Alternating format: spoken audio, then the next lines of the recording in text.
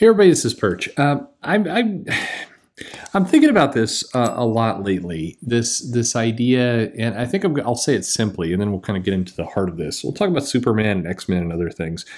I think it's very normal. In fact, I think it's abnormal not to understand this. I think it's very normal for everybody to have their favorite runs in comics. For the X-Men, I enjoy from pretty much the end of the 70s through the 80s, and then I kind of around the time the X-Men, who are off in Australia, decide to go through the siege the second time, and it turns Psylocke into a ninja and Storm into a little girl and other things. That era is my favorite, bar none. I started to lose a little bit of interest during that period. I know that predates the big Jim Lee emergence onto the scene. The guy's an amazing artist. No, not taking anything away from the art. It's just at that point we start getting a lot of some of the X-Force, a lot of pouches, a lot of other kind of aspects that were not my favorite era. And then from there, the X-Men would go into kind of a very weird journey. It's really strange if you chart what's gone on with the X-Men for the last 25 years. You get a almost forgettable kind of late 90s run. Wolverine kind of devolves into kind of a caveman, and there's he becomes a horseman of apocalypse, and this is where the adamantium gets ripped out of his body and other things, and then they kind of stumble around again some more with that, and then Grant Morrison comes on the scene and revitalizes things. But again, as I did the retrospective with Joe, I think the Grant Morrison era is one of those things that a lot of the current team on the X-Men site is like the Bible, the absolute best, and I don't think it holds up anywhere close to how they think. And I start to wonder how much of that Grant Morrison run is actually semi-responsible for maybe where things have gone off track today. But that's, it is what it is. But I don't feel this animosity to people who like the 90s, who love, again, I like Jim Lee, I like Majura, I like a lot of the artists and the people that were around there. It wasn't my favorite time. The Age of Apocalypse storyline was not my favorite storyline. I like things that happened earlier much better. But I don't sit around at the shop behind the counter. People are coming in, they're talking about things they run, and I don't feel like this seething internal rage when somebody is going on and on about they love the Jim Lee run, or they love the late 90s, or they love the Chuck Austin time. No, nobody says that actually, but they love these time periods. I don't sit here thinking that person's a moron. I don't sit there thinking this person's wrong. I need to convince them otherwise.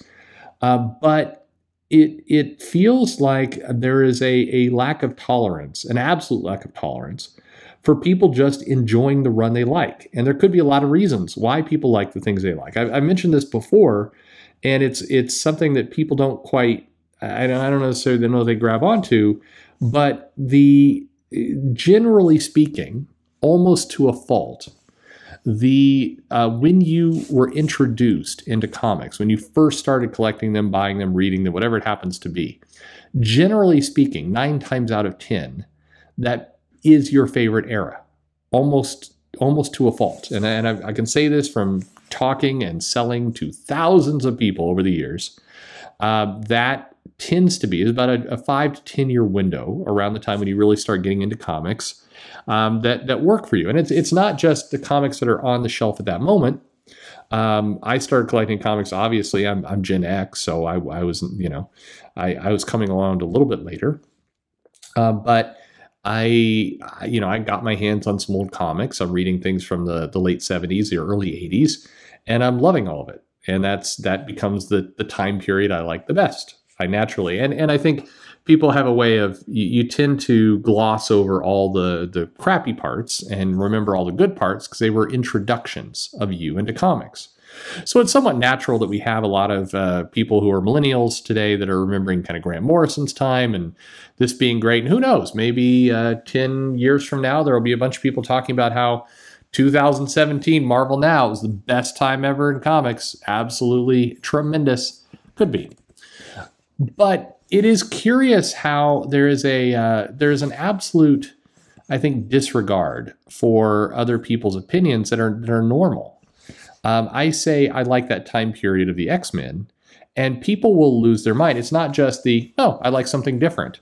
It's you're wrong. Maybe you're hateful. It's like the video from whatever, a couple days ago, whenever I posted it, that if you like back issues, you're somehow declaring yourself as an enemy to comics or what have you.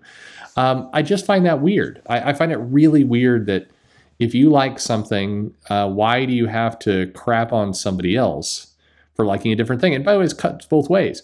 I am not a fan of the current X-Men titles. I was briefly very excited when Hickman came on board, and I liked what he did with Moira, and I liked some of the mythology building, and I liked the things he pulled in during that House of X Powers of 10 run. And then almost immediately, within, I would say, 45 days, I was feeling like I was stepping back out again. Not out completely. I'm still reading all the comics, but I could tell it wasn't going to be my favorite era.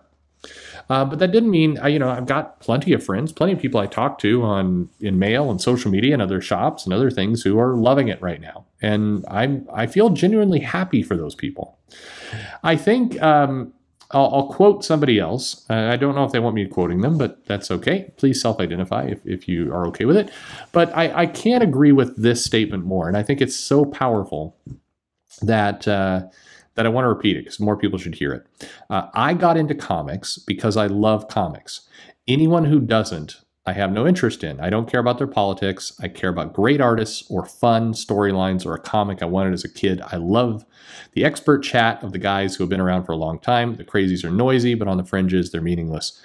That is how I feel. I love hearing experts. And when I say experts, I'm talking people who have read a lot of comics from whatever era.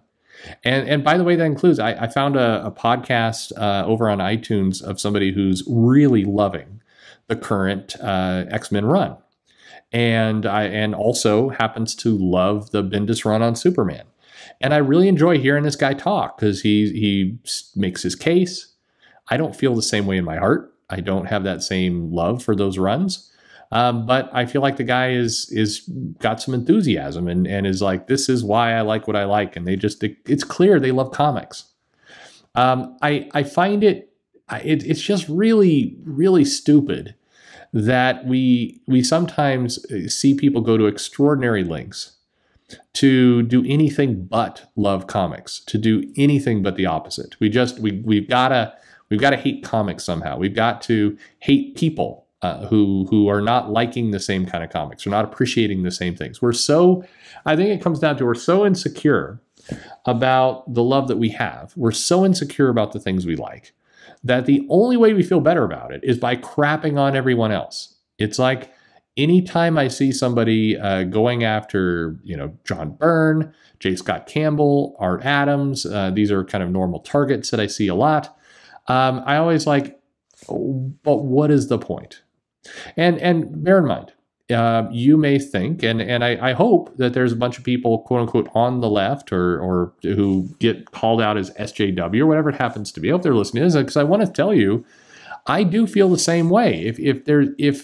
If somebody's going out of their way every day to just shit on everything that is coming out, that's no fun either. I agree. I think, again, I look at the Hellfire Gala stuff.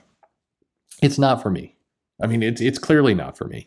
I am not interested in a party storyline, and I can tell from the solicitations. I can tell from that text, it's not going to be for me. The nature of the story being told is not one I want to read. I probably will still read it, but because I know this is likely not going to be something I'm going to enjoy, I'm not going to walk into that thing and then be super pissed when it doesn't give me what I want. I know it's not going to give me what I want. So I'm going in, I'm going to look at the spectacle and anything else and hope for the best. And I mentioned at the beginning I was going to talk about Superman. So very briefly, I'm sitting here and I'm looking as I'm going through kind of the different comics that came out this week. Here's Action Comics number 1030, Philip Kennedy Johnson. And this is a damn good comic. This has got Daniel Semfrey on art. And there's some interesting things going on. We've got some mythology building of Warworld. We've got a mysterious figure who is basically talking about plotting against Superman. It's a nice little setup. It's nice to see this what feels like a threat come about. We get to, honestly, some kind of, irritation of like, are Superman's powers failing? I'm a bit tired of that storyline, but it's nice seeing, what looks like Ray Palmer here and the Atom and Batman are kind of thinking about what's going on. Is it fluctuation? There's a little bit of a mystery here. Are his powers starting to fail? Or is it just, solar radiation and other things? And then we get a nice little conversation between John Kent and Damian. And yes, John Kent is older, but it does feel like their Super Sons friendship is kind of being represented here. It's nice. It's tapping into, like, this book is almost going step by step through I don't mean it this way, but almost checking the boxes of things we need to check in on.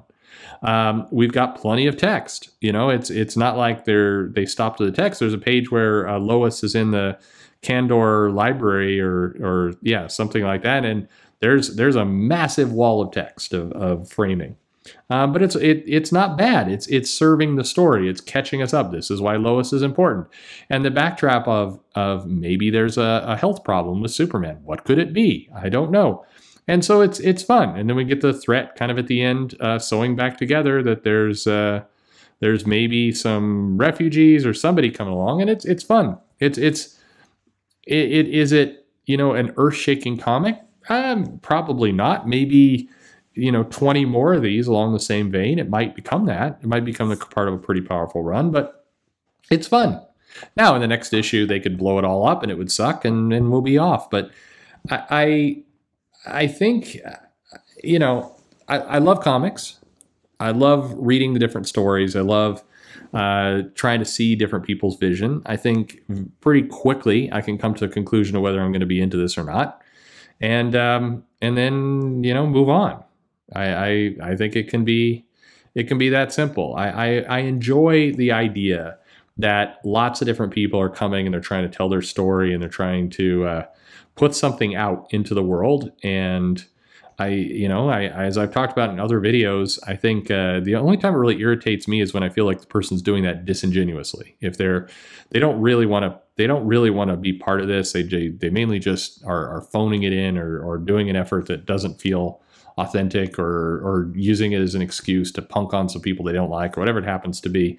Or it's just a crass gimmick. But otherwise, I enjoy the different styles. There's some interesting things going on, and be it was me. This maybe people come in and just say this is rambling, but I think that there's a definite need for just remember why you're doing this in the first place. You love comics. Is some of the anger and the insults and all the rest, is that really serving your love of comics in any kind of productive way? I don't know. Just asking. All right, we'll get on to other things. Maybe I'll do a review of Rawhide Kid. Why not? We'll try that. Like and subscribe, and thanks for listening.